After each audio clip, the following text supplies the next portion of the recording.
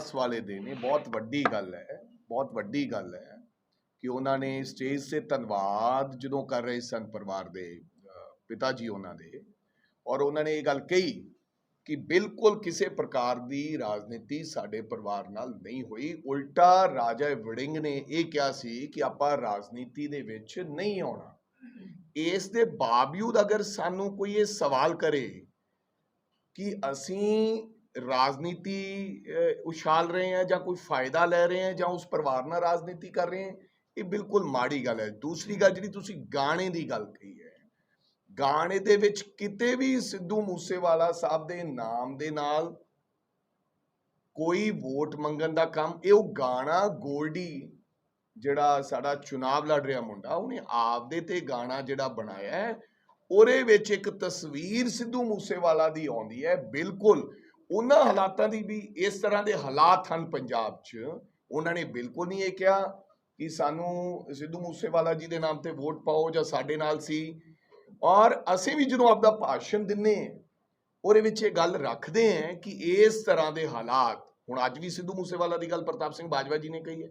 ਇਹਦਾ मतलब ये नहीं है कि असी कोई राजनीति कर रहे हैं। हाँ, एक नौजवान साथी चला गया और एक गुनेगार और एक कातलां नूं फड़ाउणा जां परिवार नूं इंसाफ दिवाउणा जां वार-वार गल सरकार दे कन्नां तक पहुंचाउणी, अगर यह राजनीति है तो असी करते रहांगे। जिथों तक परिवार का तल्लुकात है, असी नहीं, मैं ही कल फोटोआं भी भेजियां सी परिवार नूं। कुछ राजसी पार्टियां दे आगू साहिबान आपदा लाहा लैण लई, असीं तां कहने हैं, हालांकि कांग्रेस पार्टी का चुनाव लड़िया सी सिद्धू मूसेवाला, साडी पार्टी का मैंबर सी, उन्हां दी माता जी सरपंच सन, लेकिन अज भी असीं अपील करते हैं कि असीं सिद्धू मूसेवाला सब दा सांझा सी।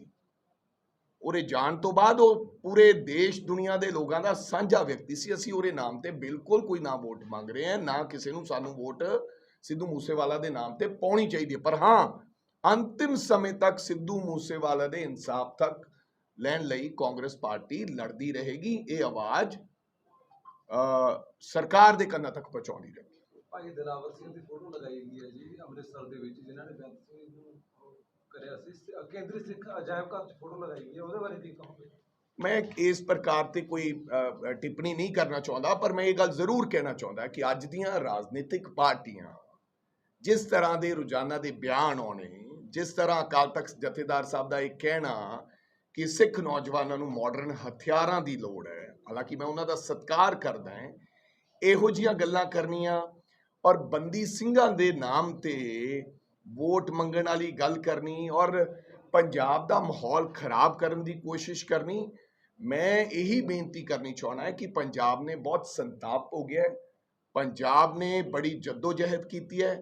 मैं बेनती करूंगा इन्हां पार्टियां दे आगू साहिबानां नूं, अकाल तख्त साहब दे जथेदार साहब होरां नूं कि कृपा करके पंजाब दे विच अमन और शांति बरकरार रखनी चाहिए है। साडा पहला एजेंडा यह है, फिर असीं किसी राजनीतिक दल की गल करिए जां किसी होर चीज़ दी। केजरीवाल साहब ने कहा कि जिन्हां दे विच असीं ਅੱਜ ਦੀ ਮੇਰੀ ਗੱਲ ਸੁਣੋ ਇੱਕ ਮਿੰਟ। ਅੱਜ ਦੀ ਇਹ ਜਿਹੜੀ ਪ੍ਰੈਸ ਅੱਜ ਦਾ दिन ਜਿਹੜੀ ਇਹ ਪ੍ਰੈਸ ਕਾਨਫਰੰਸ ਐਮਰਜੈਂਸੀ ਦੇ ਵਿੱਚ CLP ਲੀਡਰ ਸਾਹਿਬ ਨੂੰ ਤੇ ਮੈਨੂੰ ਸੱਦਣੀ ਪਈ, ਉਹਦੇ ਪਿੱਛੇ ਅੱਜ ਦਾ ਜਿਹੜਾ ਕਾਰਨ ਹੈ, ਮੁੱਖ ਕਾਰਨ जिस तरह के हालात देश के अंदर बनते जा रहे और एक दबाव की राजनीति, डर की राजनीति कि अगर किसी की आवाज नूं दबाउणा है, अगर किसी की आवाज नूं रोकना है, अगर वो थोड़े तो डर नहीं रहा तो उन्हां दे मगर एजेंसीज नूं ला के उहदी आवाज नूं दबाउण दी कोशिश की जा रही है। मैं समझदा कि ये लोकतंत्र दा घाण है, लोकतंत्र दा कतल है। जिस प्रकार पिछले 3 दिनों तो भाजपा सरकार नरेंद्र मोदी जी और अमित शाह जी दे इशारे ते साडे आदरणीय लीडर श्री राहुल गांधी जी नूं मगरले 3 दिनों तो सुबह तो लैके शाम तक, ना कि शाम तक, रात के 12 बजे तक पुछ-गिछ की जा रही है। मैं ये समझदा है कि ये राहुल गांधी नूं डराउणा चाहुंदे ने। जदों राहुल गांधी डरे नहीं, इन्हां दीयां गल्लां दे अगे झुके नहीं, तो उन्होंने इस तरह की राजनीति या इस तरह का जिहड़ी दबाव बनाना शुरू कर दिता गया। और अज की होया, पहले दिन असी शांतिपूर्वक तरीके दे नाल तमाम साडे लीडर साहबान, AICC दे जनरल सैकटरीज, साडे तमाम वरिष्ठ leaders, CWC members, member of parliament, secretaries, सब ने AICC इकट्ठे होके और मार्च दे रूप दे विच ED दे दफ्तर जाना सी। उन्हां नूं रास्ते च रोकिया गया, बाहर बैरीगेटिंग ला दी गई और दिल्ली नूं शौमनी दे विच तब्दील कर दिता गया। हालांकि चंद लोगों नूं जिहड़े राहुल गांधी नाल सीनियर मोस्ट लोग सी, उन्होंने उत्थे जाना सी ED दफ्तर दे बाहर तक, लेकिन दुश्मनां नूं डर सता रहा सी, भै सता रहा सी कि गल तां कोई है नहीं। शौमनी दे विच तब्दील किया गया और साडे कुछ लोगों नूं, MPs नूं, CLP लीडर्स नूं, AICC मैंबर्स नूं, साबका मुख मंत्रियों नूं फड़ के दिल्ली दे पुलिस स्टेशन च लैके गए और सारा दिन पुछ-गिछ तो बाद 11 बजे तक, मेरा ख्याल शाम नूं 10 के 11 बजे उन्हां लीडर साहबानां नूं छड्डण दा काम कीता। फिर कल दा भी यही दिन रहा और अज तां फिर मैं समझदा कि हद ही हो गई। जदों AICC कांग्रेस हैडक्वार्टर दे अंदर जाके दिल्ली पुलिस के कर्मचारियों वालों साडे लीडर साहबाना ते गेट धक्के मार के लाठी चार्ज किया गया और कांग्रेस दे दफ्तर दे अंदर दाखिल होके उन्हां कमरियां दे विच पुलिस दे लोग जाके बैठ गए। ये सरासर मैं समझदा है कि ज़ाती और जोर जुलम की राजनीति चल रही है। हालांकि किसी प्रकार की कोई गल नहीं है। राहुल गांधी पूरा संजोग देने लई तैयार ने। 3 दिनों तो लगातार ED पुछ-गिछ कर रही है और रात के 12-12 बजे तक डेली, कल भी 12 बजे तक और अज भी सुबह दे गए हुए पुछ-गिछ हो रही ने। सो इस तरह करना मैं समझदा है कि बेहद माड़ी गल है। ये देश अज दा दिन काले अक्षरां च लिखा जाएगा। मसला की है, एक नैशनल हेराल्ड जिहड़ा न्यूज़पेपर है, जिहड़ा 1937 दे विच जिहदी शुरुआत हुई, ये अखबार कांग्रेस पार्टी ने चलाया।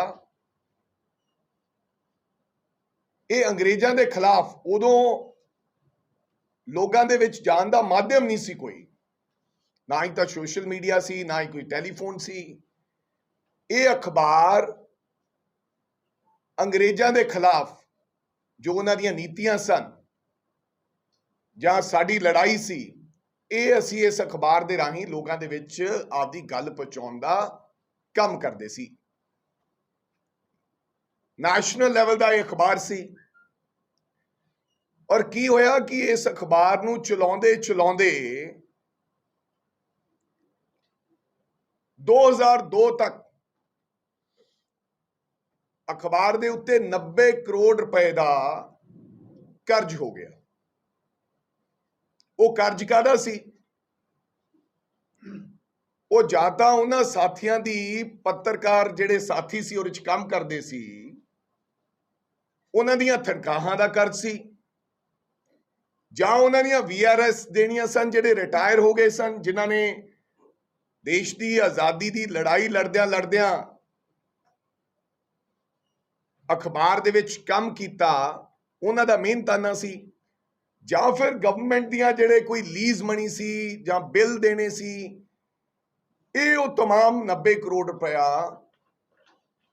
ਜਿਹੜਾ ਅਖਬਾਰ ਦੇ ਉੱਪਰ ਕਰਜ਼ਾ ਹੋਇਆ। ਔਰ ਉਸ ਤੋਂ ਬਾਅਦ ਕਾਂਗਰਸ ਕਮੇਟੀ ਨੇ, ਭਾਰਤੀ ਰਾਸ਼ਟਰੀ ਕਾਂਗਰਸ ਨੇ 2002 ਤੋਂ ਲੈ ਕੇ 2011 ਤੱਕ ਇਹ ਜਿਹੜਾ ਕਰਜ਼ ਹੈ ਇਹਨੂੰ ਚੁਕਾਉਣ ਦਾ ਕੰਮ ਕੀਤਾ, ਔਰ ਜਿਹਦੇ ਵਿੱਚੋਂ 67 ਕਰੋੜ ਰੁਪਇਆ, 90 ਕਰੋੜ ਚੋਂ 67 ਕਰੋੜ ਰੁਪਇਆ ਤਕਰੀਬਨ ਪੱਤਰਕਾਰਾਂ ਸਾਥੀਆਂ ਦੀਆਂ ਤਨਖਾਹਾਂ ਤੇ VRS ਸੀ, ਤੇ ਜਿਹੜਾ ਦੂਜਾ ਪੈਸਾ ਸੀ ਬੰਦਾ ਬਕਾਇਆ, ਉਹ ਸਰਕਾਰੀ ਅਦਾਰਿਆਂ ਦੇ ਵਿੱਚ ਗਵਰਨਮੈਂਟ ਦੀ ਲੀਜ਼ ਮਨੀ, ਬਿਜਲੀ ਦੇ ਬਿੱਲ, ਪਾਣੀ ਦੇ ਬਿੱਲ, ਇਹਨਾਂ ਦੇ ਵਿੱਚ ਚਲਾ ਗਿਆ। ਫਿਰ ਯੰਗ ਇੰਡੀਆ ਨਾਮ ਦੀ ਜਿਹੜੀ ਨਾਨ ਪ੍ਰੋਫਿਟੇਬਲ ਕੰਪਨੀ ਸੀ, ਉਹਨਾਂ ਨੇ 50 ਲੱਖ ਰੁਪਏ ਦਾ ਇੱਕ ਹੋਰ ਕਰਜ਼ ਐਸੋਸੀਏਟਡ ਜਰਨਲ ਨੂੰ ਦਿੱਤਾ, ਨੈਸ਼ਨਲ ਹੈਰਾਲਡ ਕੰਪਨੀ ਨੂੰ ਦਿੱਤਾ, ਜਿਹੜੀ ਕਿ ਨਾਨ ਪ੍ਰੋਫਿਟੇਬਲ ਕੰਪਨੀ ਸੀ। ਜਿਹੜੇ ਉਹਦੇ ਟਰਸਟੀ ਹੈ, ਨਾ ਤਾਂ ਉਹਦੀ ਕੋਈ ਕਮਾਈ ਲੈ ਸਕਦੇ ਆ, ਨਾ ਕੋਈ ਤਨਖਾਹ ਲੈ ਸਕਦੇ।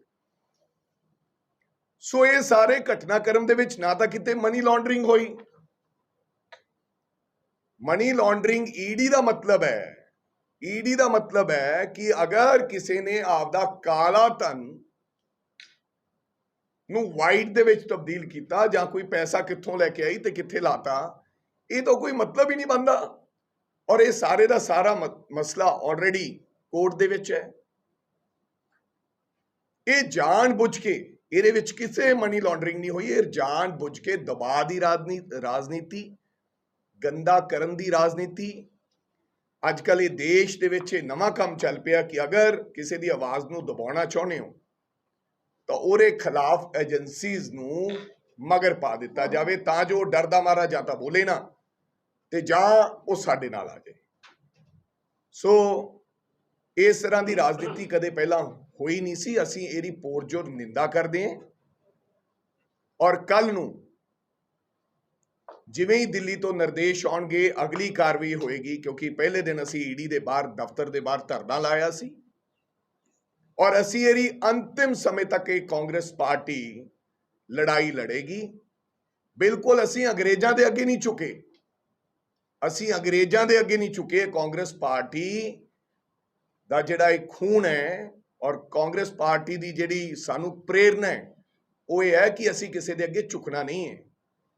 ਅਸੀਂ ਲੜਦੇ ਸ਼ਹੀਦ ਹੋਵਾਂਗੇ, ਲੇਕਿਨ ਕਿਸੇ ਡਰ ਔਰ ਕਿਸੇ ਈਡੀ ਔਰ ਕਿਸੇ ਪੈਸੇ ਦੇ ਅੱਗੇ ਝੁਕਾਂਗੇ ਨਹੀਂ।